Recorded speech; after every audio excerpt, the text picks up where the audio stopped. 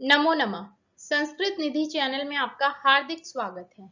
मैं हूं डॉक्टर निधि और आज के वीडियो में हम कक्षा 8 के लिए निर्धारित संस्कृत पाठ्य पुस्तक बाल संस्कृत कणिका का द्वितीय पाठ पढ़ेंगे, जिसका शीर्षक है मधुराः श्लोकाः।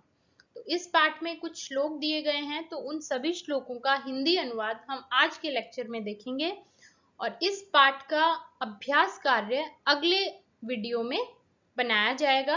तो इससे पिछले पाठ का अर्थात प्रथम पाठ का वीडियो और अभ्यास कार्य दोनों, हिंदी अनुवाद और अभ्यास कार्य दोनों का वीडियो बनाया जा चुका है, तो उसका लिंक आपको इस वीडियो के नीचे डिस्क्रिप्शन में मिल जाएगा। नहीं तो आप चैनल की प्लेलिस्ट पर जाकर आप बाल संस्कृत कणिका क्लास 8 की जो प्लेलिस्ट है वहां जाकर भी उसे देख सकते हैं। और यदि किसी स्टूडेंट्स को पीडीएफ चाहिए तो लिंक के डिस्क्रिप्शन में आपको मेल आईडी मिलेगी, वहां जाकर आप देख सकते हैं। तो चलिए शुरू करते हैं आज का वीडियो। तो पहला श्लोक है हमारा, शशिना शोभते रात्रिः सृष्टिः सूर्येण शोभते सत्येन शोभते वाणी सदाचरेण जीवनम। यह है हमारा पहला श्लोक। अब इसको हम अन्वय देखते हैं। अन्वय क्या होता है कि श्लोक में जो शब्द दिए होते हैं वे क्रमशः नहीं होते हैं, जो हम हिंदी करते हैं उसके अनुसार क्रमशः नहीं दिए होते हैं। तो उन शब्दों को क्रम में लगाना, उन शब्दों को हिंदी अनुवाद के लिए क्रम में लगाना क्या कहलाता है? अन्वय। तो अन्वय देखिए, शशिना रात्रि शोभते। अब देखिए जो श्लोक में यदि हम देखें तो क्या लिखा है? शशिना शोभते रात्रि। तो यहां पर बनेगा शशिना रात्रि ही शोभते, सूर्येण सृष्टि शोभते। अब इन पंक्तियों के अनुसार हम हिंदी अर्थ करते हैं इस अन्वय के अनुसार। सत्येन वाणी शोभते सदाचरेण जीवनम। अब यहाँ पर केवल सदाचरेण जीवनम दिया है, तो शोभते हम पीछे से ले लेंगे, इसलिए इसको ब्रैकेट में लिखा गया है। जब हम हिंदी अनुवाद करेंगे तो इसका भी अर्थ वहां पर लेंगे। अब अर्थ देखिए, शशिना रात्रि शोभते। शशि कहते हैं चंद्रमा को, तो यहाँ पर तृतीया विभक्ति है, तो शशिना अर्थात चंद्रमा के द्वारा, रात्रि ही रात को बोलते हैं, तो रात्रि शोभते सुशोभित होती है। चंद्रमा के द्वारा रात्रि सुशोभित होती है। सूर्येण सृष्टि ही शोभते। सूर्येण अर्थात सूर्य के द्वारा, सृष्टि ही सृष्टि जो बाहर हमें जितना भी कुछ दिखता है, जो हमारी प्रकृति है, जो संसार है, उसको हम क्या कहते हैं? सृष्टि। तो सूर्य के द्वारा सृष्टि शोभते सुशोभित होती है। सत्येन वाणी शोभते। सत्येन अर्थात सत्य के द्वारा, सत्य अर्थात सच बोलना, तो सत्य के द्वारा वाणी जो हमारी बोली है, जो हम बोलते हैं, वाणी शोभते सुशोभित होती है। सदाचरेण जीवनम। श्लोक में इतना ही है, किंतु शोभते हम पीछे से ले लेंगे। तो सदाचरेण अर्थात अच्छे आचरण के द्वारा या अच्छे आचरण से, जीवनम जीवन, शोभते सुशोभित होता है। तो ये था पहले श्लोक का अर्थ कि चंद्रमा से रात्रि शोभित होती है, सूर्य से सृष्टि और सत्य से वाणी शोभित होती है, और अच्छे आचरण से हमारा जीवन सुशोभित होता है। तो यहाँ कहने का अर्थ यही है कि हमें सदैव सत्य बोलना चाहिए और हमारा आचरण अच्छा होना चाहिए। तो इस सत्य और आचरण की महत्ता इस श्लोक में बताई गई है। अगला देखिए, एकेनापि सुवृक्षेण पुष्पितेन सुगंधिना भासितम तद्वनम सर्वम सुपुत्रेण कुल तथा। ये है आपका श्लोक। अन्वय देखिए, अब यहाँ पर जो ब्रैकेट में जितने भी शब्द लिए गए हैं वे हम हिंदी अनुवाद में प्रयोग करने वाले हैं, क्योंकि एक एक शब्द जैसे तथा दिया है, तो यथा और तथा ये दोनों अव्यय पद हैं और इनका हमेशा साथ में प्रयोग होता है कि जैसा ऐसा है तो वैसे ही ऐसा होता है, इस तरह से। तो तथा है तो यथा हम लेंगे। तो यथा एकेनापि सुगंधिना पुष्पितेन सुवृक्षेण सर्वम तद्वनम भासितम तथा सुपुत्रेण कुलम। अब भासितम दिया हुआ नहीं है तो हम पीछे वाले से ले लेंगे क्रियापद को, भासितम। तो यथा अर्थात जिस प्रकार से, एकेनापि, एकेन अपि, दो पद हैं, एकेन अपि एक भी, सुगंधिना सुगंधित, पुष्पितेन, पुष्पितेन अर्थात पूर्ण रूप से फला फूला, जिस वृक्ष पर पूरी तरह से फल फूल सब लगे हुए हों, तो पल्लवित। तो उसको आप पल्लवित भी बोल सकते हैं और पूर्ण रूप से फला फूला ये भी आप बोल सकते हैं। तो सुगंधिना अर्थात सुगंधित, पुष्पितेन पूर्ण रूप से फला फूला, सुवृक्षेण, सु अर्थात अच्छा, वृक्षेण वृक्ष, तो पूर्ण रूप से अच्छा अच्छे वृक्ष से, सर्वम सारा, तद्वनम वो जो वन है, भासितम सुशोभित होता है, अर्थात जिस प्रकार एक भी सुगंधित और पूरी तरह से फले फूले अच्छे वृक्ष से पूरा जो वन है वो भासित होता है, सुशोभित होता है या शोभा उस वन की बढ़ाता है, तथा उसी प्रकार सुपुत्रेण, सुपुत्र अर्थात अच्छा पुत्र, कुलम कुल को, पूरे कुल को, पूरे वंश को, भासितम सुशोभित करता है। कि जिस प्रकार से एक सुगंधित पूरी तरह से फला फूला अच्छा वृक्ष सारे वन को शोभित करता है या सुशोभित करता है, उसी प्रकार जो अच्छा पुत्र है वो भी पूरे कुल को सुशोभित करता है। अगला देखिए, नास्ति विद्या समम चक्षु, नास्ति सत्य समम तपः, नास्ति राग समम दुखम, नास्ति त्याग समम सुखम। अन्वय देखिए, विद्या समम चक्षु नास्ति, सत्य समम तपः नास्ति, राग समम दुखम नास्ति, त्याग समम सुखम नास्ति। विद्या समम अर्थात विद्या के समान चक्षु नास्ति, चक्षु नहीं है, चक्षु कहते हैं आंखों को, तो विद्या के समान कोई दूसरा चक्षु नहीं है। सत्य समम तपः नास्ति, सत्य के समान अन्य कोई तपः नास्ति, तप नहीं है। राग समम दुखम नास्ति, राग के समान, राग कहते हैं क्रोध को, तो क्रोध के समान दुखम नास्ति, दुख नहीं है। त्याग समम सुखम नास्ति, और त्याग के समान सुखम नास्ति, सुख नहीं है। अगला श्लोक देखिए, नरस्य आभरणम रूपम, रूपस्य आभरणम गुणः, गुणस्य आभरणम ज्ञानम, ज्ञानस्य आभरणम क्षमा। नरस्य आभरणम रूपम कि व्यक्ति का, पहले अन्वय देखिए, नरस्य आभरणम रूपम कि व्यक्ति का आभरणम अर्थात गहना, रूपम रूप है, कोई भी व्यक्ति है तो उसका गहना क्या है, उसका रूप। रूपस्य आभरणम गुणः, और रूप का आभरण अर्थात गहना, गुणः गुण है, रूप का गहना गुण है। गुणस्य आभरणम ज्ञानम, गुण का आभरण अर्थात गहना ज्ञान है। और ज्ञानस्य आभरणम क्षमा, और ज्ञान का आभरण अर्थात गहना क्षमा है। क्षमा अर्थात किसी को माफ कर देना, यदि कोई गलती करता है तो उसको माफ कर देना, तो ज्ञान का गहना क्या है, क्षमा। तो व्यक्ति का गहना हो गया रूप, रूप का गहना हो गया गुण, और गुण का गहना ज्ञान, और ज्ञान का गहना क्षमा। अगला देखिए, वृथा वृष्टि समुद्रेषु, वृथा तृप्तेषु भोजनम, वृथा दानम धनाढ्येषु, वृथा दीपो दिवापि च।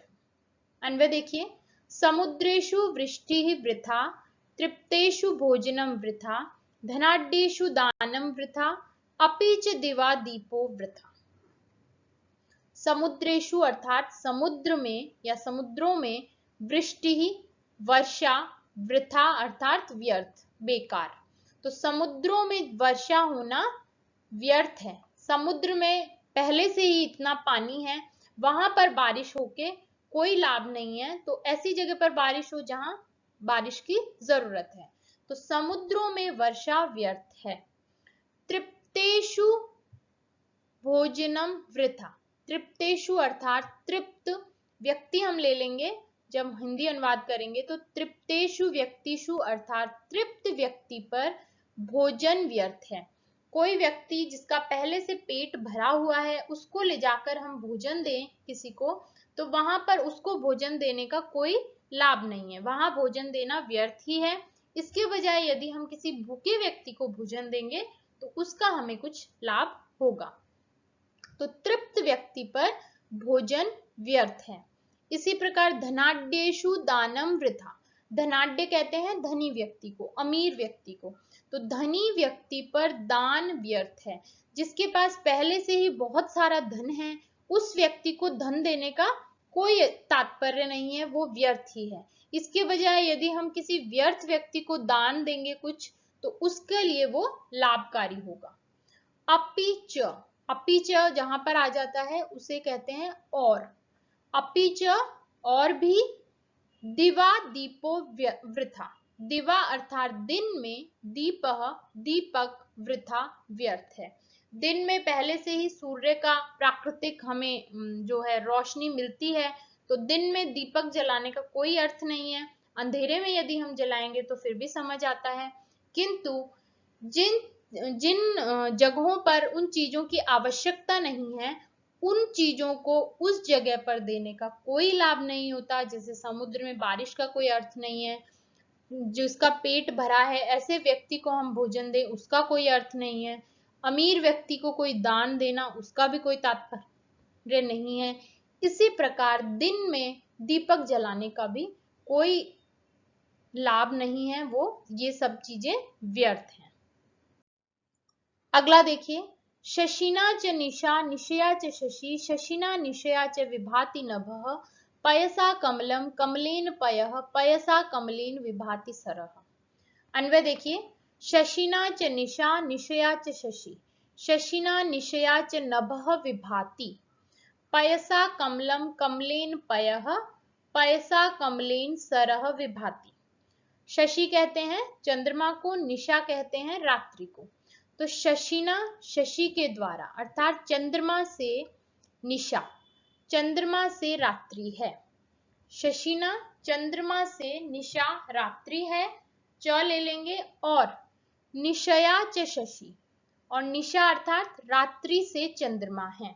तो चंद्रमा से रात है और रात से चंद्रमा है, क्योंकि जब रात होती है तभी चंद्रमा आता है और जब चंद्रमा आता है तभी रात्रि होती है। इस प्रकार से फिर से देखिए, शशिना च निशया, रात्रि से चंद्रमा, चंद्रमा से रात्रि है और रात्रि से चंद्रमा है।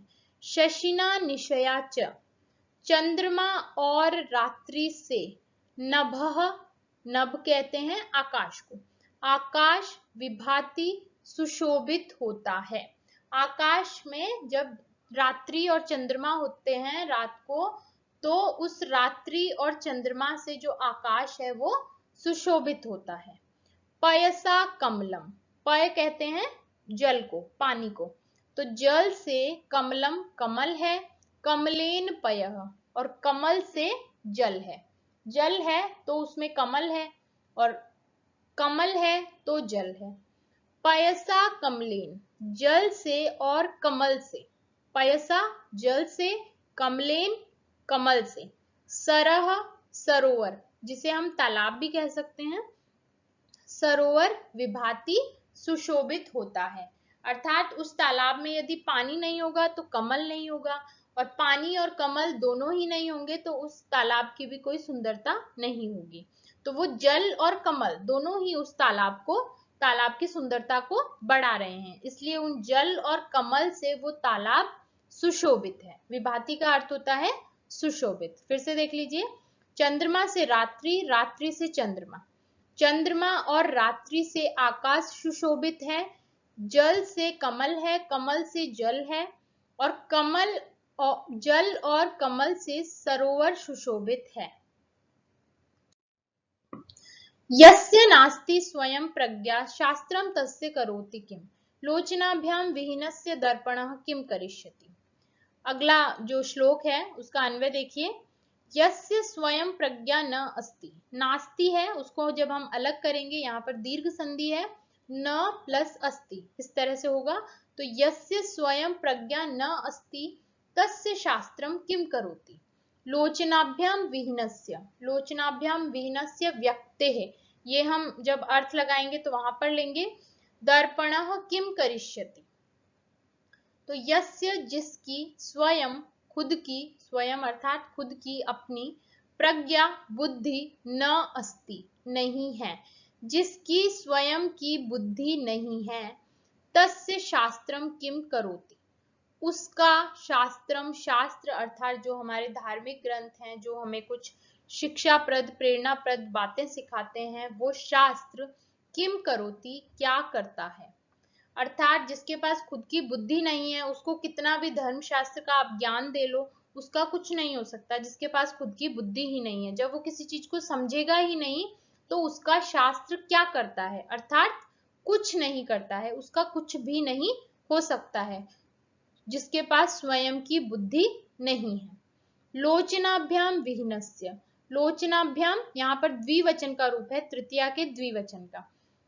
लोचन कहते हैं आंखों को, तो आंखों से विहीनस्य, विहीन व्यक्ति का दर्पणः किम करिष्यति, दर्पण अर्थात जो कांच होता है जिसमें हम खुद को देखते हैं, मिरर, तो दर्पण किम करिष्यति, क्या करेगा।